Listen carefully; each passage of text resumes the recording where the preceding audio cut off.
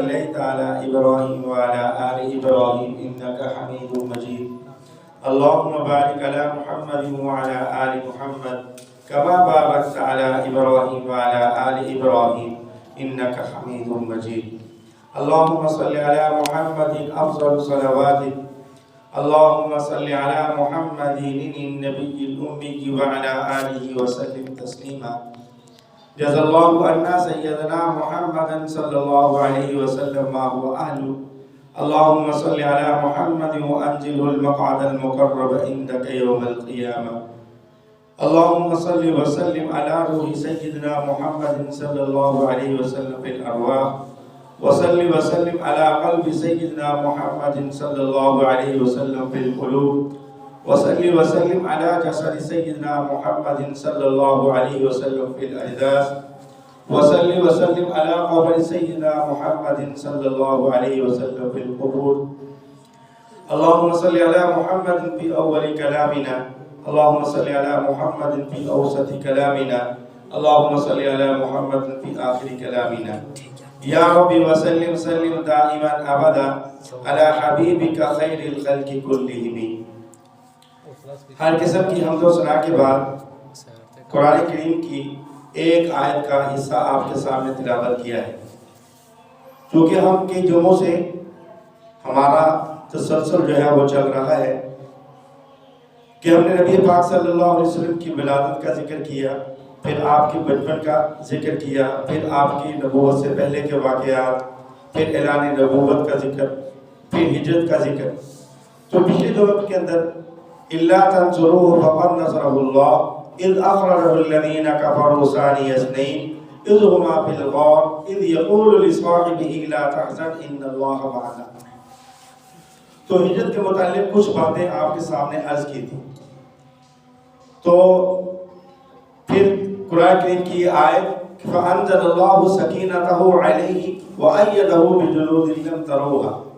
تو آخر میں نے آپ سے یہ عرض کیا تھا کہ اس آیت کریمہ میں اللہ تبارک و تعالیٰ نے فرمایا کہ فَأَنزَلَ اللَّهُ سَكِينَةً، پھر ہم نے نبی پاک صلی اللہ علیہ وسلم پر سکینہ نازل کیا، اطمینان نازل کیا، اور فرمایا وَأَيَّدَهُ بِجُنُودٍ لَّمْ تَرَوْهَا، اور ہم نے ایسے لشکر کے ساتھ آپ صلی اللہ علیہ وسلم کی مدد کی ہے کہ جن کو تم دیکھتے نہیں تھے۔ تو میں نے عرض کیا تھا کہ نبی پاک صلی اللہ علیہ وسلم کے سارے واقعے کے اندر اللہ کی غیبی مدد ہے۔ دیکھیں نبی پاک صلی اللہ علیہ وسلم کا رفیق سفر حضرت ابوبکر صدیق رضی اللہ تعالیٰ عنہ کا بنانا، پھر حضرت علی رضی اللہ تعالیٰ عنہ کا نبی پاک صلی اللہ علیہ وسلم کے حکم سے آپ کے گھر میں سونا، اور جبرائیل علیہ السلام اور میکا علیہ السلام کی جو ہے حفاظت کے اندر رات کا وہاں پر سونا، اور ابوبکر صدیق رضی اللہ تعالیٰ عنہ کا نبی پاک صلی اللہ علیہ وسلم کو کندھوں پر اٹھانا اور پھر غار کے اندر اٹھا کے لے کے جانا، یہ ساری کی ساری اللہ تعالیٰ کی غیبی مدد ہی ہے۔ لیکن فرمایا کچھ غیبی امداد ایسی ہیں جن کا تذکرہ انشاءاللہ ابھی کریں گے کہ اللہ تبارک و تعالیٰ نے فرمایا کہ ہم نے ان کی مدد کی ایسے لشکر کے ساتھ جن کو تم نہیں دیکھتے تھے۔ تو دیکھیں نبی پاک صلی اللہ علیہ وسلم جب غار کے اندر تشریف لے گئے تو جب کفار آپ کا پیچھے کرتے ہوئے وہاں پر پہنچتے ہیں تو کیا دیکھتے ہیں کہ غار کے اندر جالے لگے ہوئے ہیں اور کبوتر نے انڈے دیے ہوئے ہیں، اور علماء نے لکھا کہ وہاں پر اللہ تبارک و تعالیٰ نے ایک درخت ایسا اگا دیا کہ جس سے لگتا تھا کہ یہ درخت بہت پرانا ہے۔ تو اب مشرکین جب وہاں پر آتے تھے وہاں سے واپس چلے جاتے تھے، کہتے تھے کہ اگر اس غار کے اندر کوئی بندہ جائے گا تو کم از کم جو مکڑی کے جالے ہیں ان کو تو صاف کرے گا نا، یا کبوتر نے انڈے دیے ہیں تو لگتا ہے کہ کوئی آدمی جائے گا تو ظاہر ہے کہ انڈے ٹوٹیں گے، تو اندر جائے گا یہ سارے معاملات ہوں گے، اندر جو ہے انڈے ٹوٹیں گے، مکڑی کا جو جالا ہے وہ صاف ہوگا، تو یہ درخت کا اگانا تو گویا کہ وہ وہاں سے واپس چلے جاتے ہیں۔ اور پھر فرمایا کہ جب حضرت ابوبکر صدیق رضی اللہ تعالیٰ عنہ نے یہ بات عرض کی جس کو قرآن کریم نے نقل کیا ہے کہ اِذْ يَقُولُ لِصَاحِبِهِ لَا تَحْزَنْ إِنَّ اللَّهَ مَعَنَا، غار ثور کے اندر جب نبی پاک صلی اللہ علیہ وسلم بیٹھے اور کافر آئے تو جو حضرات جانتے ہیں دیکھا ہوگا وہ جانتے ہیں کہ غار ثور میں نیچے اترنا پڑتا ہے، اوپر جا کر پھر نیچے نبی پاک صلی اللہ علیہ وسلم اور حضرت ابوبکر صدیق رضی اللہ تعالیٰ نیچے بیٹھے ہوئے ہیں۔ تو حضرت ابوبکر رضی اللہ تعالیٰ جب دیکھا کہ کافروں کوئی پاؤں نظر آ رہے تھے، یا ظاہر ہے کہ جو بندہ نیچے بیٹھا ہے وہ سارا وجود ان کو نظر نہیں آئے گا جو باہر کھڑے ہیں، لیکن جو اندر بیٹھے ہیں ان کو ان کے پاؤں نظر آ رہے تھے۔ تو حضرت ابوبکر صدیق رضی اللہ تعالیٰ نے کیا، میرے آقا یہ کافر لوگ یہاں تک پہنچ گئے ہیں۔ تو اللہ کے نبی صلی اللہ علیہ وسلم نے فرمایا اذ یقول لصاحبہ لا تحزن ان اللہ معنا، ابوبکر غم کرنے کی ضرورت نہیں ہے، اللہ کی مدد میرے ساتھ بھی ہے اور تمہارے ساتھ بھی ہے، یعنی جو اللہ تبارک و تعالیٰ کی مدد میرے ساتھ ہوگی وہ تمہارے ساتھ بھی ہوگی، گھبرانے کی ضرورت نہیں ہے۔ تو فرمایا کہ جب حضرت ابوبکر صدیق رضی اللہ تعالیٰ عنہ، اس سے پہلے ایک بات اور بھی عرض کرتا چلو کہ حضرت ابوبکر صدیق رضی اللہ تعالیٰ وہ صحابی ہیں کہ جن کی صحابیت قرآن کے نص سے ثابت ہے، اذ یقول لصاحبہ، تو جو قرآن کی اس آیت کا انکار کرے گا وہ ظاہرہ اس کا اسلام کے ساتھ کوئی تعلق نہیں ہے۔ تو کیونکہ حضرت ابوبکر صدیق رضی اللہ تعالیٰ عنہ کی صحابیت قرآن سے ثابت ہو رہی ہے، تو جو قرآن کا انکار کرنے والا ہوتا ہے وہ اس کا اسلام سے کوئی جو ہے تعلق نہیں ہے۔ تو فرمایا کہ حضرت ابوبکر صدیق رضی اللہ تعالیٰ عنہ نے جب سوراخ بند کیے تھے اور سوراخ بند کرنے کے بعد ایک سوراخ بچ گیا تو پھر آپ نے وہاں پر اپنی ایڑی لگا دی تاکہ کوئی موذی چیز وہاں سے نہ آئے۔ تو نبی پاک صلی اللہ علیہ وسلم حضرت ابوبکر صدیق رضی اللہ تعالیٰ عنہ کی گود کے اندر آرام فرما رہے ہیں۔ تو جب وہ موذی کالے منہ والا اس نے جب حضرت ابوبکر صدیق رضی اللہ تعالیٰ عنہ کے ایڑی پر ڈک مارا، ڈسا، تو ان کا جو زہر تھا وہ آپ کی آنکھوں میں آنسو کی صورت میں ٹپکا نبی پاک صلی اللہ علیہ وسلم کے رخسار اطہر پر۔ تو نبی پاک صلی اللہ علیہ وسلم کو آنکھ کھل گئی تو آپ نے فرمایا ابوبکر کیا بات ہے؟ کہا حضور یہ سانپ نے ڈسا ہے اور اس کی وجہ سے مجھے تکلیف ہو رہی ہے۔ تو آپ نے فرمایا ابوبکر اگر اس نے ڈسا ہے، اس کا زہر ہے، تو اللہ تبارک و تعالیٰ نے اس کی تریاق کا کام بھی اللہ نے دے دیا ہے۔ تو وہی تریاق جو میں نے آپ کو کس جمعے کے اندر واقعہ سنایا تھا کہ نبی پاک صلی اللہ علیہ وسلم کے دادا ایک آدمی کے پاس لے کر گئے تھے جب آپ کی آنکھیں درد کر رہی تھی، تو اس نے کہا تھا کہ اس بچے کا علاج پوری دنیا میں کسی کے پاس نہیں ہے، بس کہ اس کی آنکھوں کا علاج اللہ نے خود اس کے لعاب دہن یعنی تھوک مبارک کے اندر رکھا ہے۔ تو وہی تھوک مبارک آپ صلی اللہ علیہ وسلم نے حضرت ابوبکر رضی اللہ تعالیٰ عنہ کی ایڑی پر لگایا تو اللہ نے آپ کو شفا دے دی۔ تو ظاہر بات ہے کہ جب آدمی پریشان ہوتا ہے یا اس کو کوئی تکلیف آتی ہے یا اسی طرح کوئی زہریلی چیز انسان کو ڈس جاتی ہے تو اس کے بعد انسان کو پیاس بڑی لگتی ہے۔ تو حضرت ابوبکر صدیق رضی اللہ تعالیٰ کے ہونٹ وہ بھی خشک ہو گئے۔ تو آپ صلی اللہ علیہ وسلم نے فرمایا ابوبکر یہ غار کے کونے کے اندر ابھی جبرائیل علیہ السلام آئے تھے، وہ پانی کا پیالہ بھر کے رکھ کے گئے ہیں، وہ پانی آپ کے لیے جنت سے لے کر آئے ہیں، لہذا آپ وہ پانی پیو۔ سیدنا صدیق اکبر رضی اللہ عنہ فرماتے ہیں کہ میں نے جب وہ پانی پیا اتنا ٹھنڈا، اتنا میٹھا، اتنا اس کا ذائقہ، اتنی اس کی خوشبو کہ میں نے کبھی دنیا کے اندر ایسا پانی نہیں پیا۔ تو یہ بھی اللہ کی غیبی مدد ہی ہے۔ پھر جب حضرت ابوبکر رضی اللہ عنہ نے عرض کیا حضور یہ کافر آ گئے ہیں، تو فرمایا حضور علیہ السلام نے فرمایا ابوبکر اگر یہ کافر آ بھی جائیں گے نا تو ہم اس راستے سے باہر چلے جائیں گے۔ علماء نے لکھا کہ حالانکہ وہاں کوئی دوسرا راستہ ہی نہیں تھا۔ حضرت ابوبکر رضی اللہ تعالیٰ عنہ فرماتے کہ جب میں نے دیکھا تو میری آنکھوں نے کیا دیکھا کہ وہاں سے جگہ جو ہے پھٹی ہے اور باہر سمندر نظر آ رہا ہے، اس کی لہریں ہیں اور وہاں پر ایک آدمی کھڑا ہے، وہ کشتی لے کے کھڑا ہے۔ تو گویا کہ یہ بھی اللہ تبارک و تعالیٰ کی غیبی مدد ہی تھی جو اللہ فرماتے ہیں بِجُنُودٍ لَمْ تَرَوْهَا، کہ ہم نے ایسے لشکر کے ساتھ ان کی مدد کی ہے کہ جن کو تم نہیں دیکھتے۔ تو پھر یہ غار کے اندر ہوا، اور پھر جب نبی پاک صلی اللہ علیہ وسلم 3 دن کے بعد غار سے نکلتے ہیں اور اگلا سفر شروع کرتے ہیں، تو حضرت ابوبکر صدیق رضی اللہ تعالیٰ کے پاس 2 اونٹنیاں تھیں، جس کے بارے میں پہلے پچھلے جو میں عرض کیا تھا کہ حضور میں نے 2 اونٹنیاں پال رکھی ہیں، وہ اس مقصد کے لیے ہے کہ ہجرت آپ کے ساتھ کرنی ہے، ہجرت کا سفر کرنا ہے۔ تو حضرت ابوبکر رضی اللہ تعالیٰ عنہ ایک اونٹنی پر نبی پاک صلی اللہ علیہ وسلم تشریف فرمائے ہیں، اور آپ کے پیچھے ابوبکر رضی اللہ تعالیٰ بیٹھے ہوئے، اور دوسری سواری پر آپ کے غلام عامر بن فہیرہ وہ بیٹھے ہوئے ہیں، اور اسی طرح ایک آدمی جس کا نام عبداللہ ابن علیقت تھا، یہ ابھی مسلمان نہیں ہوا تھا۔ اس کو بطور کرائے پہ لیا کہ آپ ہمیں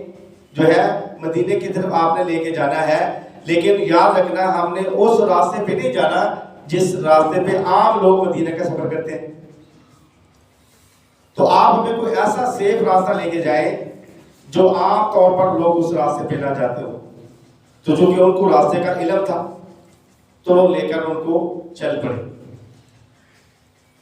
تو اب جو لوگ مدینے کی طرف جا رہے ہیں، یہ وہی راستہ ہے جس پر نبی پاک صلی اللہ علیہ وسلم ہجرت کر کے مدینے تشریف لے گئے تھے۔ اب یہ روڈ بنے ہوئے ہیں جس پر جا کر چل رہی ہے، لوگ مکے سے مدینے آ رہے ہیں، مدینے سے مکے جا رہے ہیں، یہ وہی روڈ ہے جس پر آپ صلی اللہ علیہ وسلم نے اس رات جو آپ نے سفر کیا ہے ہجرت کا، اس راستے پر۔ تو ادھر مکے والوں کو بھی خبر ہو گئی کہ جب صبح کے وقت آئے، دیکھا کہ نبی پاک صلی اللہ علیہ وسلم گھر کے اندر موجود نہیں ہے، تو اب وہ لوگ کہنے لگے کہ حضور اس طرح کہاں چلے گئے؟ تو آپ نے یہ سفر شروع کر دیا، اور راستے میں آپ کے پیچھے جو لوگ چھوڑے ہوئے تھے، انہوں نے جاسوس اور دشمن راستے کے طرف سفر کر رہے ہیں کہ پیچھے سے ایک دشمن آئے، انہوں نے آ کر حضرت ابوبکر رضی اللہ تعالیٰ عنہ کا کندھا پکڑا اور آ کر کہنے لگے یہ جو آپ کے آگے آدمی ہے یہ کون ہے؟ پتا ان کو بھی نہیں ہے کہ یہ کون ہے، لیکن جیسے بندے کو اندازہ ہو جاتا ہے۔ تو حضرت ابوبکر صدیق رضی اللہ تعالیٰ عنہ نے ایسا مانا، یعنی ایسے الفاظ استعمال فرمائے کہ جو صداقت پر بھی مبنی ہے اور وہ اس بات کو سمجھ بھی نہ سکے۔ تو حضرت ابوبکر صدیق رضی اللہ تعالیٰ عنہ فرمایا ھذا رجل، یہ وہ شخصیت ہے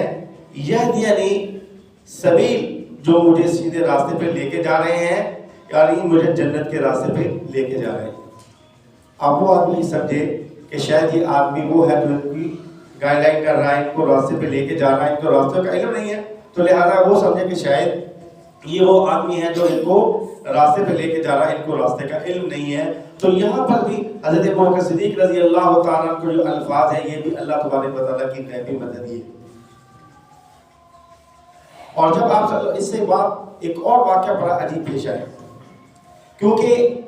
اللہ تعالیٰ کی مدد کے واقعات ایک سے ایک ہیں، اور میں اس میں سے چند آپ کو بتا رہا ہوں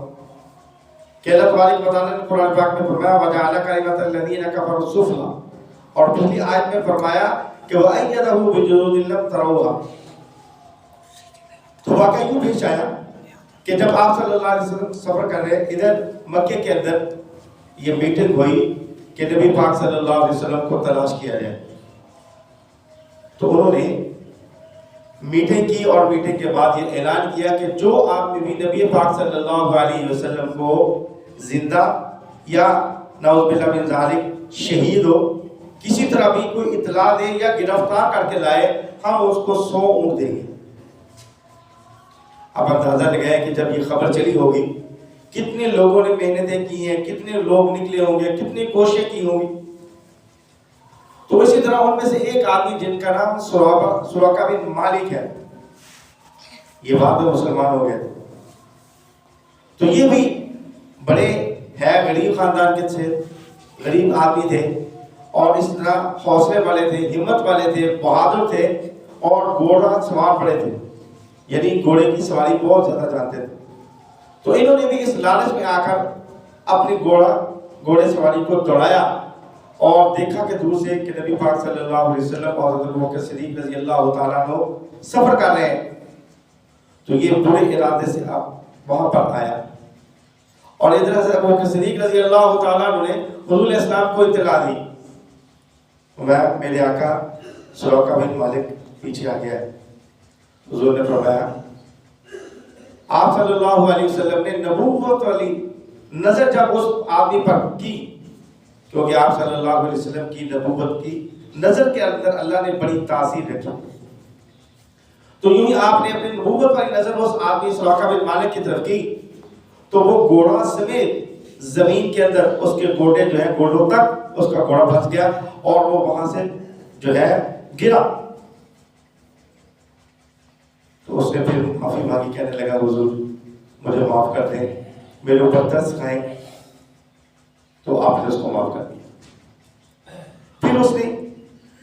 کتابوں میں لکھا کہ پھر اس نے دوبارہ یہ حرکت کی، دوسری مرتبہ پھر آپ نے معاف کر دیا، تیسری مرتبہ پھر، تو پھر آپ صلی اللہ علیہ وسلم نے اس کو پھر معاف کر دیا. پھر آپ صلی اللہ علیہ وسلم نے سراقہ بن مالک کو ایک جملہ ارشاد فرمایا اور میں سراقہ کیا تو ہمارا قتل کرنے پر در پہ ہے؟ کیا تو ہمارے قتل پر انعام لینا چاہتا ہے؟ حالانکہ آپ نے فرمایا کہ میں تجھے دیکھ رہا ہوں کہ تیرے ہاتھوں کے اندر کسرا کی کنگن میں پہنے وہ دیکھ رہا ہوں، اور فرمایا کہ میری امت محبوب امت کا ایک عظیم فرد ہے تو سراقہ نے جب یہ بات سنی تو اس کے دل پر بڑا اثر ہوا اور اس نے فوراً جو ہے توبہ کی. پھر اتنی دیر میں کہ ادھر جو پیچھے ان کے کفار مکہ تھے وہ بھی وہاں پر پہنچ گئے، ابو جہل بھی آ گیا. تو جس راستے پہ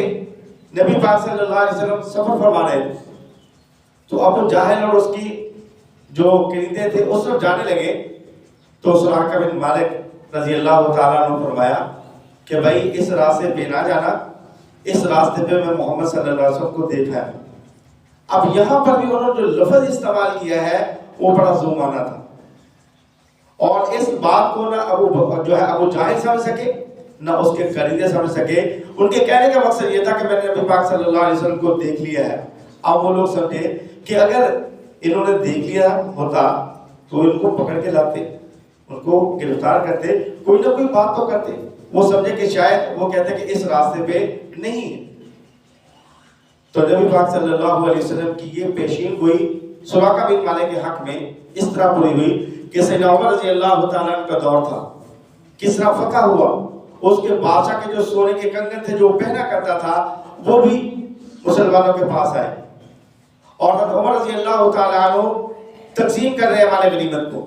اور جو کنگن تھے سونے کے وہ سب سے جو مال کا ڈھیر تھا سب کے اوپر رکھے ہوئے تھے، اور حضرت عمر رضی اللہ تعالیٰ عنہ تقسیم کر رہے ہیں مال کو. اور سراقہ بن مالک کے ذہن میں تھی کہ آپ صلی اللہ علیہ وسلم نے جو پیشین گوئی فرمائی ہے، اور اس وقت جب آپ سے یہ معافی مانگی تھی اس وقت بھی انہوں نے ایک دستاویز لکھوا لی تھی جس میں کہ آپ صلی اللہ علیہ وسلم نے معاف کر دیا ہے اور جو ہے آپ کے جو ہے اسلام کا، اور اسی طرح جو آپ کو کنگن کا آپ صلی اللہ علیہ وسلم نے پیشین گوئی فرمائی تھی وہ سارا اس کے پاس دستاویز موجود تھی. تو حضرت عمر رضی اللہ تعالیٰ یوں تقسیم کر رہے ہیں مال کو، تو دیکھا کہ سراقہ بن مالک بیٹھے ہیں. تو حضرت عمر نے فرمایا ادھر آؤ. سراقہ اہل عرب تمہیں غریب کہتے تھے، تمہاری غربت کا مذاق اڑاتے تھے.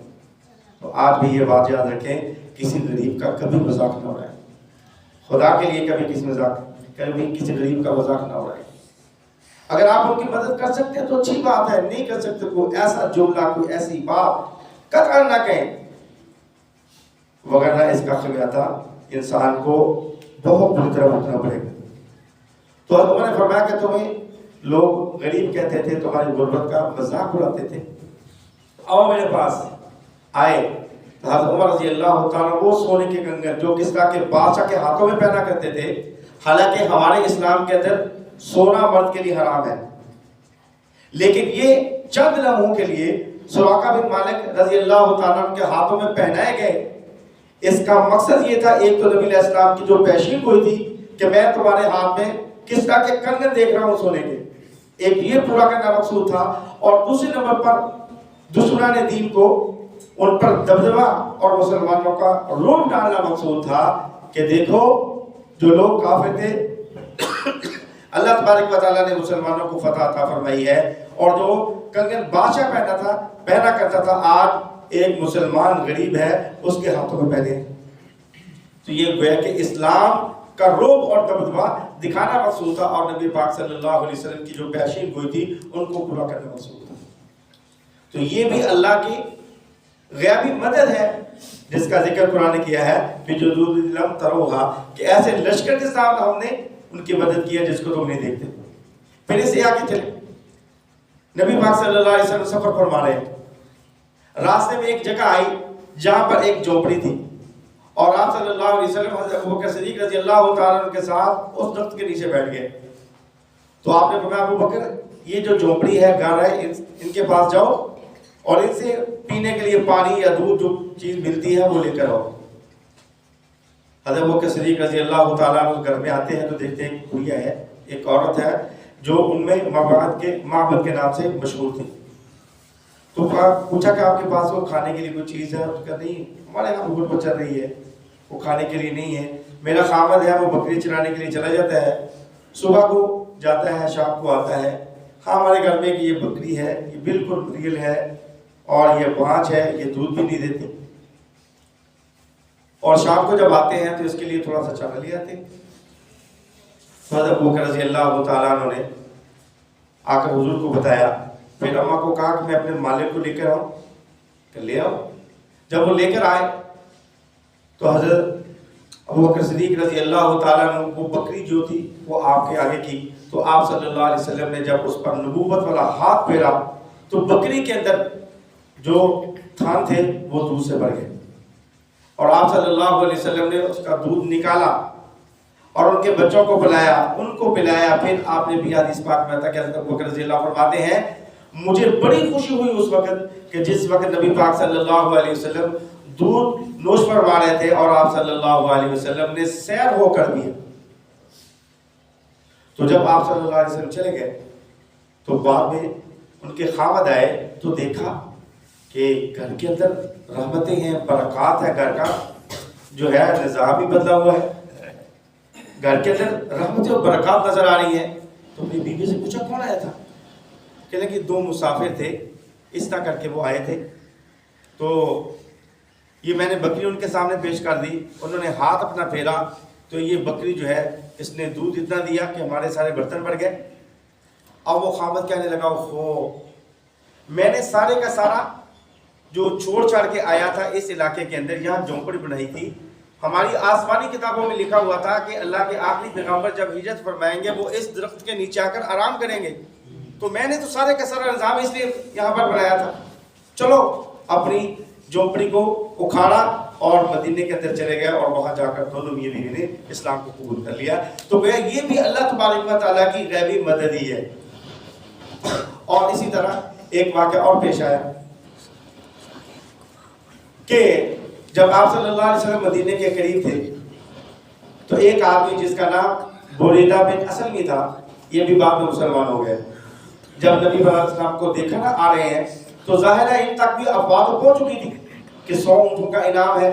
اگر کوئی ان کو اطلاع دے گا یا ان کو گرفتار کر کے دے گا. تو جب وہ سامنے آئے نبی پاک صلی اللہ علیہ وسلم پوچھا تمہارا نام کیا ہے؟